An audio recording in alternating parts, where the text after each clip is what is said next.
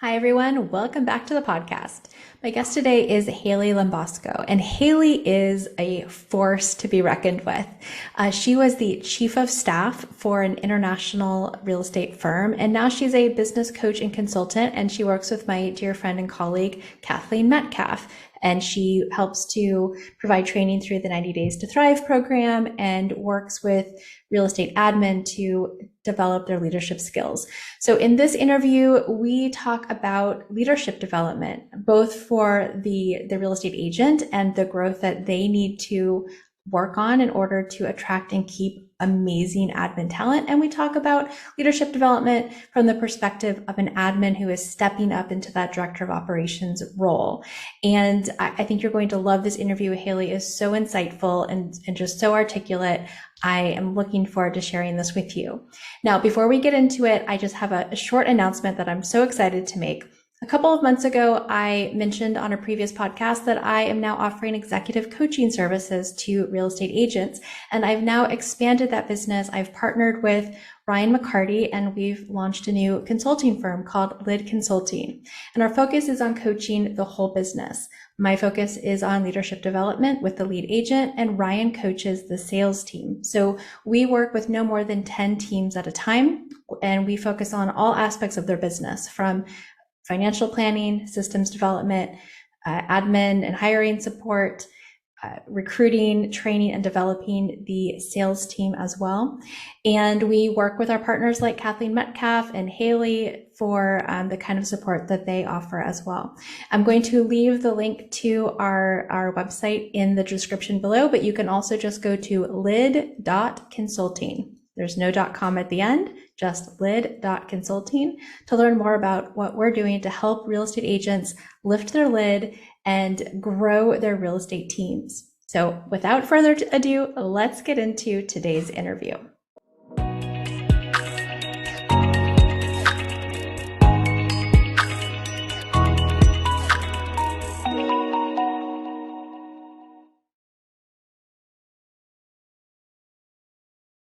Well, hi, Haley. How are you doing this morning? I'm great. How are you, Vanessa? I am good. I am really looking forward to digging into our topic today. But before we do that, let's just make sure everybody knows who you are. So can you give us just a little bit of background on your skills, experience, and what you do today? Yeah, of course. So I am a former chief of staff and executive assistant for a large real estate team here in Arizona. From there, I moved on to becoming a director of operations for a worldwide real estate brokerage. And so I support many agents, many teams, and leaders worldwide, actually, which has been really exciting to be able to see all those different cultures and experience all different types of leaderships and, different styles of community and, like I said, leadership and training and coaching and things like that in different conversations. I also do high level consulting, coaching, and training for admin and for agents and team leaders who are looking to hire an admin. So I come in and I consult whoever is looking to hire. We talk about what that hire could look like, what that leadership will look like. And then I not only help train and coach the agent that's hiring, but when we bring in an admin, we really want to make sure that that foundation between the admin and the agent is really a solid foundation. So I coach and train around that. Perfect. And you're working with Kathleen Metcalf and her organization through the 90 Days to Thrive program, and then beyond that, when people want extended coaching. Is that correct? Yep. So I have been working with Kathleen now. I mean, I met her a couple of years ago through an admin coaching cohort that we have called BU. And I reached out to her and let her know what my passions were around coaching and training. And so she brought me into her organization back in July. And so I've been with her team and company ever since. And like you said, we do 90 Days to Thrive coaching and training. And then I also do one-on-one leadership coaching and training cohorts for admin. Fantastic. All right. So thank you for kind of sharing your backstory. So let's get into it.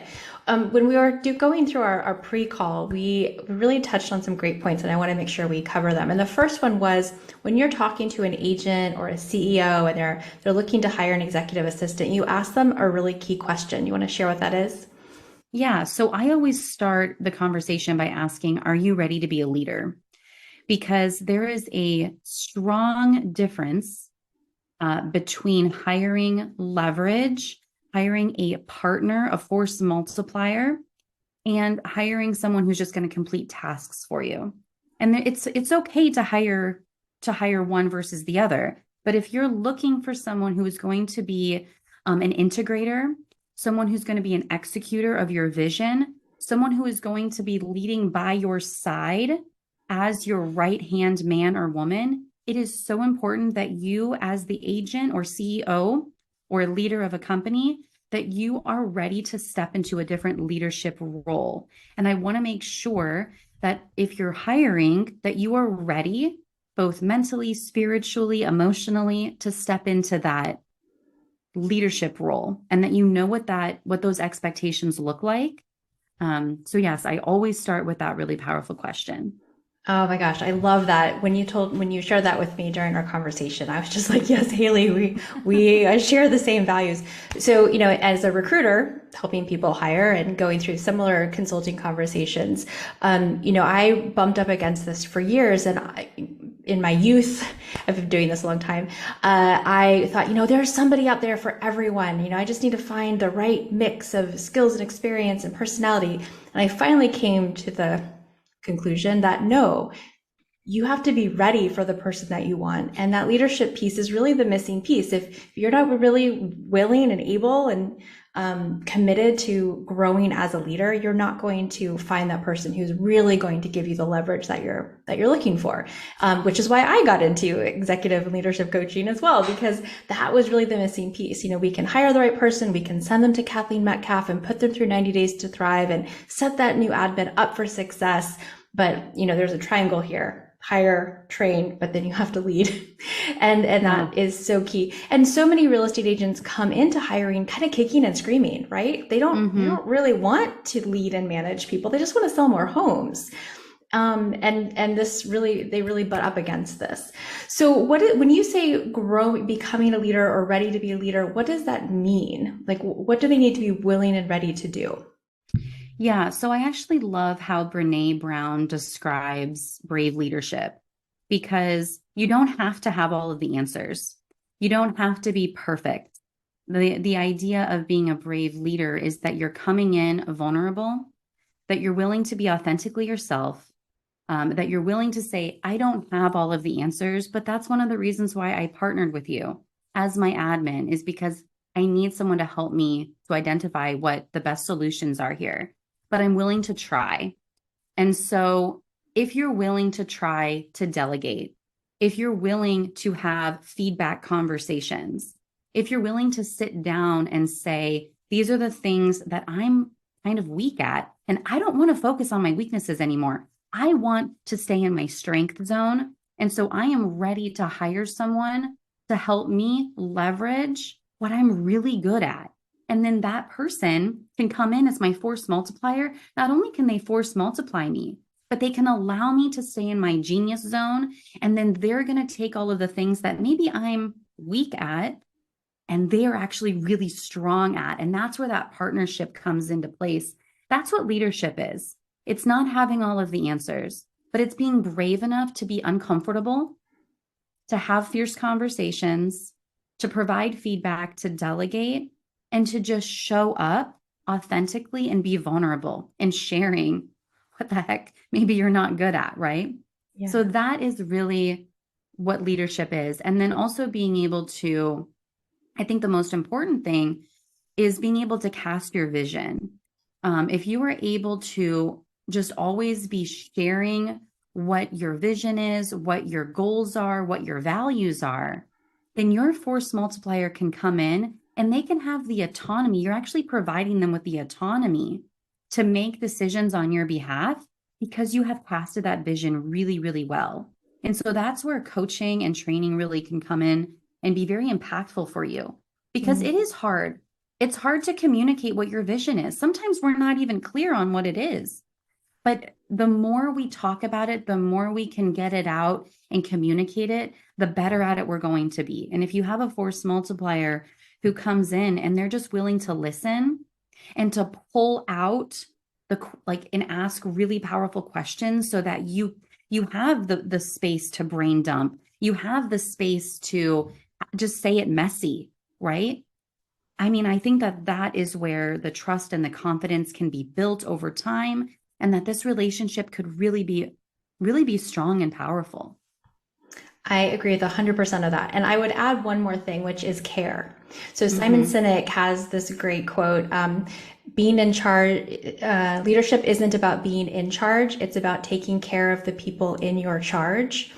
And Mm-hmm. this is so important, showing up and actually pouring into and caring about the people who show up every day to help you execute your vision, and creating space for them to grow. So, Yeah. right, giving them, and you mentioned this in our pre-call, which, and I so resonated with it, which as a leader, part of your challenge as a leader is to create space for these people underneath you to continue to grow. So they're going to keep Mm-hmm. pushing up against your leadership lid, and you've got to keep expanding it. If you don't, they're going to Right. bump up against it, and then they're going to leave. So I have clients who will meet a really talented candidate, and they'll say, "Oh, they're too ambitious. They're too talented for me. They're going to leave me in 1 to 2 years. I don't want to hire them. I want the person who's going to stay for 10." And I just want to shake them, right? And we say, like, what would your business look like in 2 years if you had a really talented person next to you and you gave them the space to do what they do really Right. well? And what could you do next to create more space for them? That's such a scarcity mindset, versus the person who's going to show up and just do enough and not ask any questions and not push, and just be okay. Yeah, they might stay with you for 10 years, but what did you really gain from that? Versus Oh, that yeah. talented person who really like shows up and pushes you. And I can imagine, Haley, you've been in roles because you are a super talented, growth minded person. Have you ever bumped up against your boss's leadership capacity? Well, yeah. And I think that that's actually one of the key pieces of being a force multiplier, is we have to be able to see ourselves as leaders. We are equal to the person who is our CEO or team lead, our agent. We're equal to them. We're not doing the same job. Part of our role as the force multiplier is to integrate the reality of our founder, of the owner, of the CEO, whoever you're helping, whoever you're force multiplying. And integrating the reality of that person includes constantly questioning why they're doing something. Is this, are you staying true to your values? And you're just constantly asking them questions. And trust me, you're going to irritate them on a daily basis. But that is part of your role, because by asking those questions, you are helping them to articulate what their vision is, why it's important to them, and you're constantly reminding them of what their mission is. Because if the decisions or the projects or the things that we're working on, if our agent, if our leader, if they do not have a competing perspective, they're only going to get so far. And it's our job to push them um, as far as we can, right? And that's actually part of being kind. That's part of being a brave leader, because there's a difference between being nice and being kind. And it's very easy to just agree with everything that your leader says, nod your head, okay, yes, I hear you. But how is that being kind to them? Because really what you're doing is you're just, by just agreeing with them, you're being nice, right? You're just being Mm-hmm. nice. And like I said, that's just easy. Being kind is sometimes telling someone what they don't want to hear, but what they need to hear. And Mm-hmm. that's part of our role. And as admin, I think it's so important that we see ourselves as leaders, because we're leading that person just as much as they're leading us. And so to answer your question, yes, I've absolutely been in situations where I have had to ask these hard questions. And I can tell you, when you're providing feedback or when you're working with somebody who is ready to hear those hard questions, oh man, it actually, you end up leaving the conversation feeling more empowered, than you did when you came in. And when you're working on something that's really important, you're going to constantly hear feedback. If you're not hearing feedback, I don't really think that you're doing the right job. When you're working on something that you're really passionate about and you're growing something, you want to have competing perspectives all of the time, right? Because you only know what you know. We want to hear from everyone. We want to have conversations that elicit growth and that constantly have us thinking, even though we may not agree. It's so important to have those, different perspectives. And, but it can be hard. It can definitely be hard as an admin, especially if you're not confident in asking the questions. You're afraid of retaliation or getting in trouble. And if you're feeling that way, there are two things you could do. I would really say, A, embrace it. Just try, show up and ask the hard questions and see what happens. I mentioned Brene Brown earlier. She actually conducted some research on how long you actually sit in an uncomfortable conversation before it can turn positive. And she said that in her research, she found it's only about 8 seconds. It's only about 8 seconds that you sit in the conversation and you feel uncomfortable saying the hard thing before it turns positive. So if you can get through that 8 seconds, it's kind of like bull riding. If anybody who's listening, they always say with bull riding, or like I said, when you're on the bull or like a wild horse, if you can last the 8 seconds, then it's like a successful thing, right? So it's just those first 8 seconds, and then the conversation it can turn positive. And that's what we want. We want to be able to get to a place where our leader has like an aha moment, or they didn't think about that before. That's part of our role, and that's totally fine. Right, absolutely. And I'd say on the leader side, a big part of the practice of growing into leadership is letting go of ego. Because your 100%, ego has to go out the window.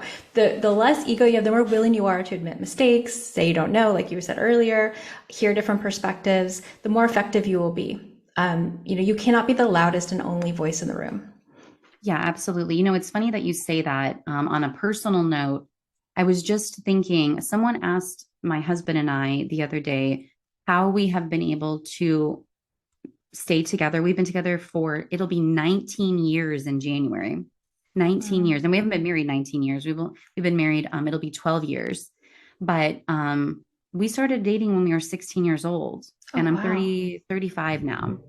So someone asked us, like, how have you managed to make that relationship work? And how I answered them was, I said, in a long-term relationship, you can't have an ego. You have to let your ego go. And the same exact thing in a business relationship. If you want to stay in a partnership with someone for a long time, you have to let your ego go. Ego is when you say like, oh, I don't deserve that. Or, oh, this person pissed me off, or they shouldn't have done that. Or, it's like this like little drunk monkey on your shoulder that's like giving you all your limiting beliefs and telling you you're better than that, or they're wrong and you're right and you deserve better, and all of this stuff. The reality is that ego, once we let that go, your life becomes much more abundant and joyful. And you realize that you don't have to be right. And in a marriage, the same thing. You do not have to be right.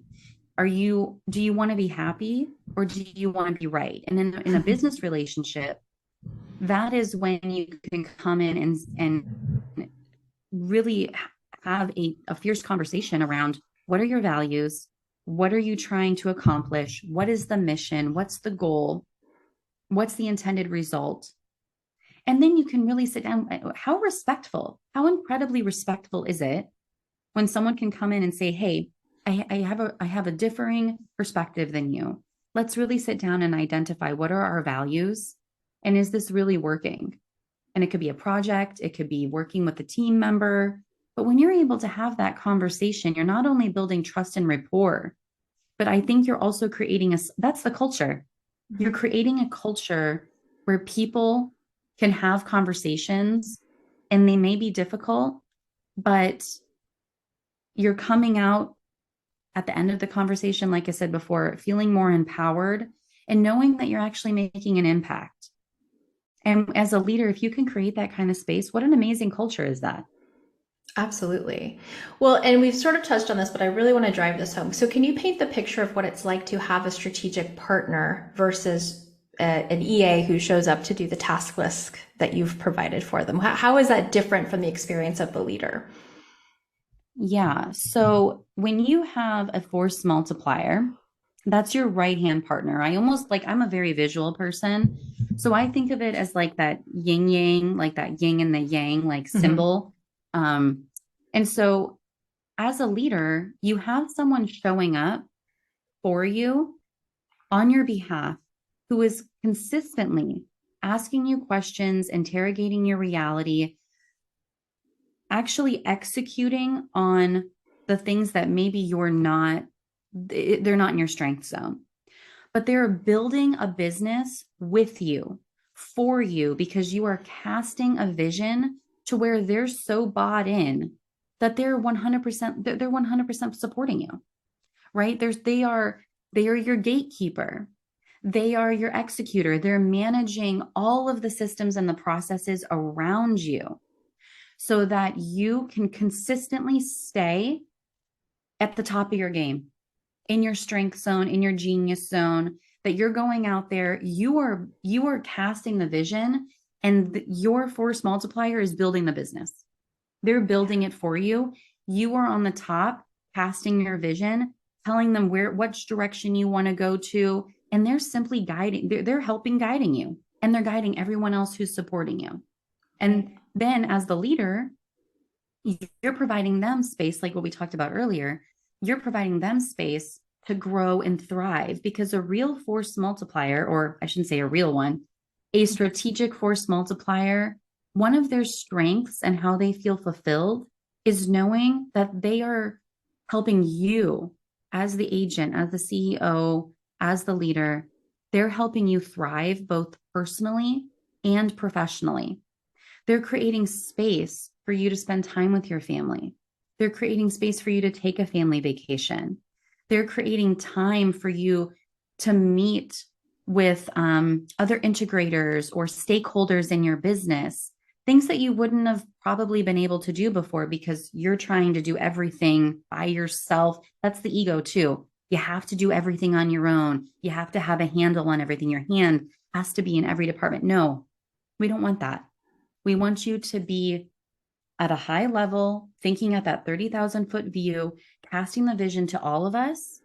And we, as the force multiplier, will come in and make sure that these things are executed based on how you've casted your vision. And we're all bought in and we're all following you because we believe in you. Yeah. And knowing that we're creating a life where you feel fulfilled, where you're now able to, there is time for you to pour in to other people, knowing that we have created that for you. Oh my gosh, there's no better gift. That's the truest gift of contribution that we could provide in this world. We feel like that is what fulfills us, right? Is creating that space and that time for you to pour into other people. So yeah. I can tell how passionate you are about that. And yes, absolutely. And as you were talking about that, I was thinking about my own assistant, Liza, who we've been together for 8 years. And I talk about my business as before Liza and after Liza, because it changed dramatically with her. And so much of what a great admin does, you don't really see or hear about. Like, she does so many things that I don't want to know. I know stuff gets done, things are documented, checklists are followed, things go out on certain days. I don't think about any of it. I don't need to be involved at all. And that took time and trust. I mean, in the beginning, we had end of the day to-do lists, but she demonstrated that I could trust her 100% just to get it all done. And twice a year we go through and make sure she's not still doing something that I asked her to do and then completely forgot about the spreadsheet that she was tracking, because it will happen consistently forever. And she just frees me up to do what I do well. One other admin I interviewed once described it like this: my boss casts the vision in the beginning, I do the middle part, and then she polishes it up at the end. And I think Mm-hmm. that's a really great way to think about it. The admin handles the middle messy part, and the executive casts the vision and then puts their little spin on it at the end, right? Yeah, my the previous leader that I was working with, he would always say, "Here's my vision. I'm going to give it to you." We would always do it like on a scale. And I don't know where this came from. It just worked for us. But he would always say like, "I'm going to give it to you at a 3 because it's my vision. It's so messy and sloppy. It makes no sense, but this is my end. Like this is what I'm thinking of. I'm going to give it to you at a 3. You bring it back to me at a 7. Then we'll collaborate together and we'll make it a 10." And I was like, Beautiful. yeah, perfect. Let's do that. And so sometimes that really works, especially in the beginning, because I want to make sure, at least for me personally, I want to make sure that what I created was in fact what his vision was. And what worked really well is that he would see, like, okay, if it didn't work out really well, if I wasn't executing the way that he envisioned, he wouldn't blame me. He wouldn't say, well, you didn't get what I was saying. He would reflect and say, okay, I didn't articulate this the way that I should have. Let's circle back around and kind of start from square one again. So he would Mm-hmm. never cast the blame, and he would never make me feel less than because I didn't get it the first time. Mm-hmm. And so that was really, really helpful. So for those who are listening, who are just starting out in this relationship, first of all, it takes time. I Yeah. mean, imagine, like I said, my husband and I have been together for 19 years. In the first few months, it can be rocky because you're just starting to learn how to work with each other. What does this person like? What do they don't like? You're also both kind of excited. Like, oh, this is a new relationship. I want to impress this person. So I'm going to really show up every single day. And, but then feelings can be hurt. The ego comes into play. Your leader being new might micromanage, and we have to be patient and we have to give each other grace, right? Yeah. Because every relationship as human beings, it just takes time. It takes time to build the trust, to build the confidence. But as an admin, when we show up, that is ultimately our goal every day is how can I support you? How can I support you? And how can I, in supporting you and showing up and asking questions, that trust and confidence will continue to build over time. And eventually, you're probably going to be able to know what your agent or your leader or CEO or founder needs before they even know what they need. And that's really what we want to get to is that place. Yeah. So one final thing I want to talk about is how do you take, there are plenty of talented, motivated, committed executive admin out there who haven't Mhm. been given the opportunity yet to really step into a strategic partner role, or they might be timid. They don't know where the line is, like how much can I push my leader, what's appropriate, what's not.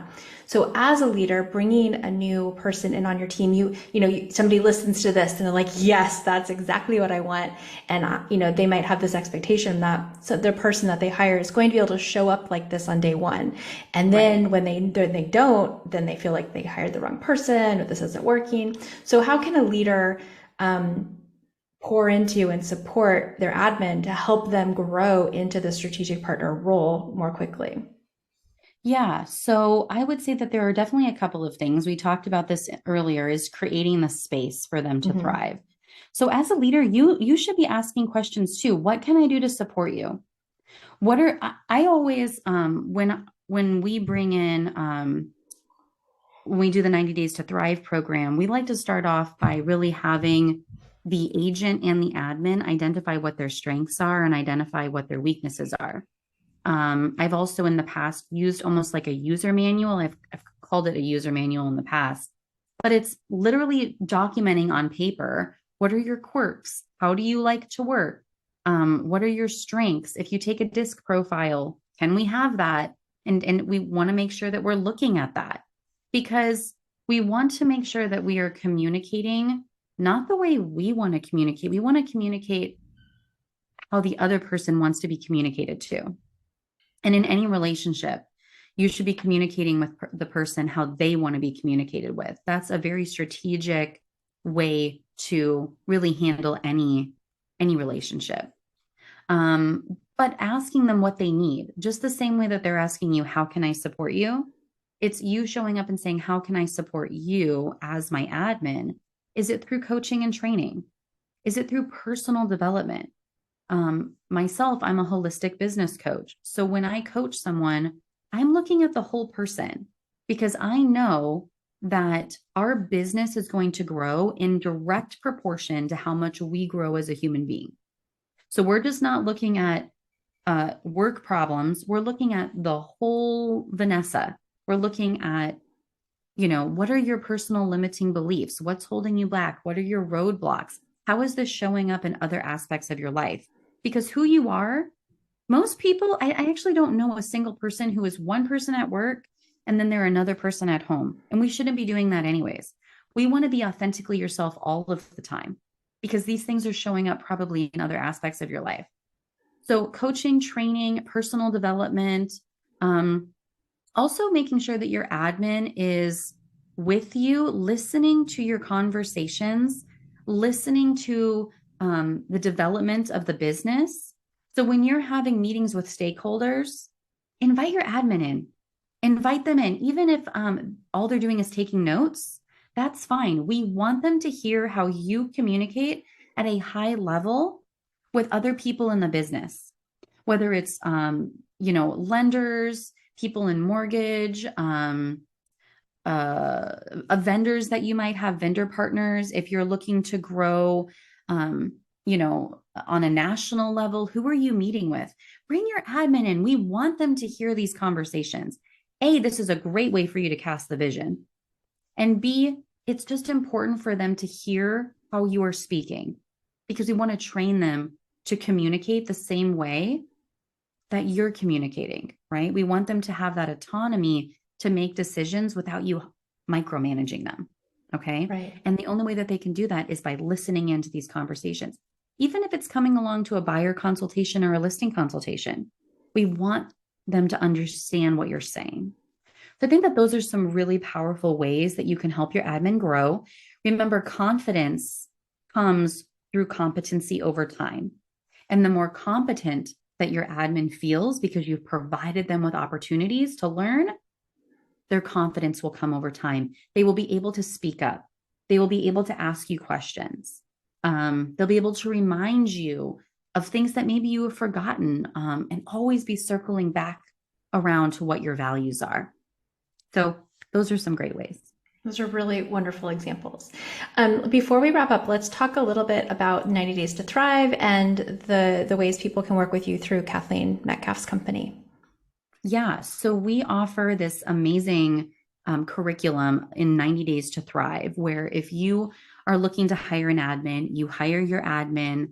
And this could be like a TC, it could be an admin, an executive assistant, a director of operations. Once you've hired that person and you join 90 Days to Thrive, we create a curriculum that's structured both around you as the leader or the agent and the admin. So we're training and we're coaching the admin, and we're also training and coaching you so that you guys can work together. Remember, this is a collaboration between two people coming together to create something really magical. And so this curriculum, like I said, we meet with the admin one week, we meet with the agent one week, and then we bring them both together as a team and we meet as a unit. So there's constant conversation. Everything is transparent. You should know what your admin is working on, and know what the expectations are of you as the leader. We also offer small group training. Now I call it training because it is very structured around training. It's a curriculum for small groups of admin. We're launching one the first week of January, and we're going to be focusing this cohort on how to maintain or create a repeat and referral business based on providing high-level 5-star communication. So we want to go in, we want to evaluate all of the systems and the processes that you currently have or don't have. That's okay too. And how can we just evolve the systems and the process to really ensure that you are building a repeat and referral business? Especially right now in this market shift, this is where we should be focusing on. We should be focusing, going back to the basics, going back to our sphere of influence. How do we ask for the business? How do we ask for the referrals? And how can your admin specifically help to build this for you on your behalf in collaboration with you? So that's what we're going to be focusing on starting January. So you guys can, I'm sure you'll post this, Vanessa, but we do have a link for that. You can check out Kathleen's website. We're always looking for admin to join this group or anybody who's interested in doing 90 Days to Thrive. Like I mentioned before, we also do leadership coaching, one-on-one leadership coaching. So lots of things going on. It's so exciting. Yeah, it's wonderful. So Kathleen Metcalf and I at ProRA Staffing, we've been collaborating for over 5 years now. And so when a client hires an admin through ProRA Staffing, if they go through 90 Days to Thrive, we extend our guarantee period so that it aligns with 90 Days to Thrive, because we feel so strongly, we believe so strongly in the 90 Days to Thrive program. And it's been wonderful to see how that program has evolved and how coaches like you and Tiffany have come in to really make it a powerful program. And in fact, we sometimes have seen admins agree to leave their current job and accept the new job because they felt so confident in the training and support they were going to get during the onboarding process. That's such a key part of helping somebody make a really big life decision, them knowing that they're going to be supported and set up for success when they change jobs. So it's just a fantastic program, and so glad to support it. Hayley, thank you so much. It was so great to get to talk to you. This is one of my favorite subjects, and it was wonderful to get to kind of share feedback back and forth with you on it. So thank you. Thank you so much. Yeah, this has been great. And I'm excited to move forward. And, our goal is always to level up the standard of professionalism within the industry and make an impact on people's lives, both personally and professionally. Like I mentioned before, everything, like our business grows, our relationships grow based on how much we are willing to grow as a person. And sometimes, like we mentioned, it can be uncomfortable, but here we are, we're helping to guide you and support you and train you and really to push you to step into your greatness, whatever role that you're in. If you're an admin, a force multiplier, an agent, we all have so much that we can be doing if we just stepped out of our own way. And so that's why we're here, is to help you to achieve that. Fantastic. All right. Thanks, Hayley. Thank you.